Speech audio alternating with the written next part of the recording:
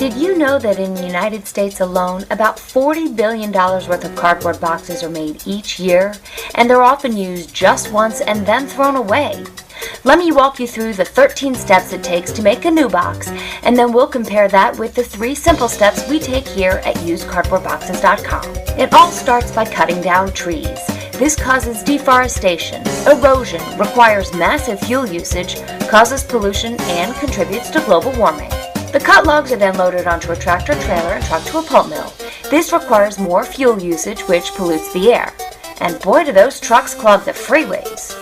When the truck arrives at the mill, the logs are unloaded, cut up into little pieces, and processed into a soup-like pulp. To do this, they pour in lots of water and then add chemicals, which can cause air and water pollution.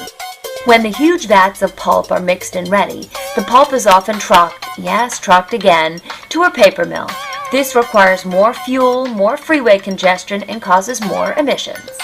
At the paper mill, the pulp is processed to become, well, paper. This requires more chemicals and electricity and can cause even more pollution. And I wonder where they dump all that contaminated water they extracted from the pulp. After the paper's actually made, it's spun into huge rolls like giant paper towels. Then, to make cardboard for boxes, these giant rolls have to be trucked to a corrugating facility. Yup, you guessed it, more fuel, more trucks on the freeway, and more emissions. Once at the corrugator, these giant rolls are processed by gluing 3 sheets together to make cardboard boxes or pads. This requires electricity, causes pollution, uses chemicals, glues, dyes, and inks. Regardless if the corrugator has made actual boxes or just cardboard pads, they have to be trucked to a distributor. You know the drill, more gas, clogged freeways, and pollution. The distributor might print a logo on the boxes or die cut the pads to make custom boxes. Either way, it's more ink and electricity. When the boxes are ready, they're loaded onto a truck so the distributor can deliver them to a retail location. More gas, more freeway congestion, more emissions. Once the boxes arrive at the retailer, they sit on shelves waiting for customers. All week long, those retailers use more and more electricity just to keep the lights on to advertise their boxes.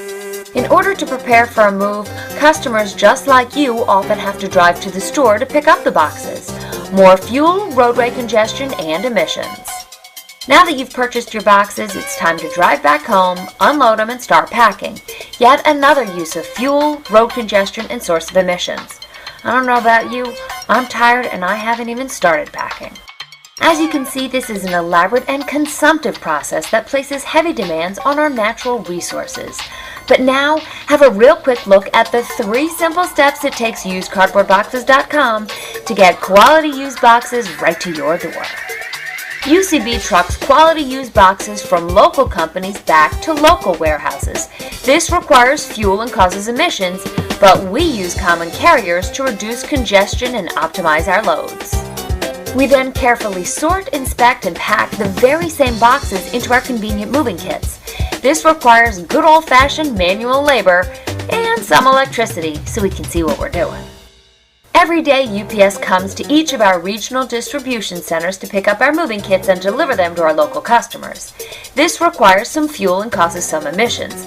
But because UPS trucks are already on the road and en route to each neighborhood, our kits just go along for the ride.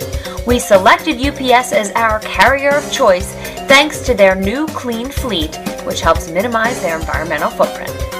Well, thanks for taking the time to learn about usedcardboardboxes.com, North America's cheapest, easiest, and most earth-friendly way to get boxes for packing, moving, shipping, and storage.